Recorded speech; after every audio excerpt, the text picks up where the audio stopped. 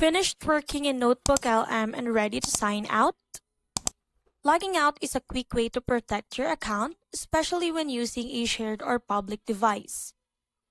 To get started, look for your Google profile picture in the top right corner of the NotebookLM workspace. Click on your profile picture to open the account menu.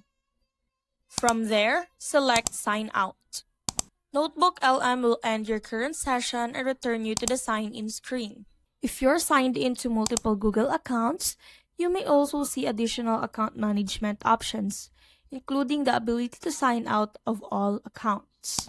Signing out is a good habit when working on a shared computer, using a public device, or simply switching between different Google accounts.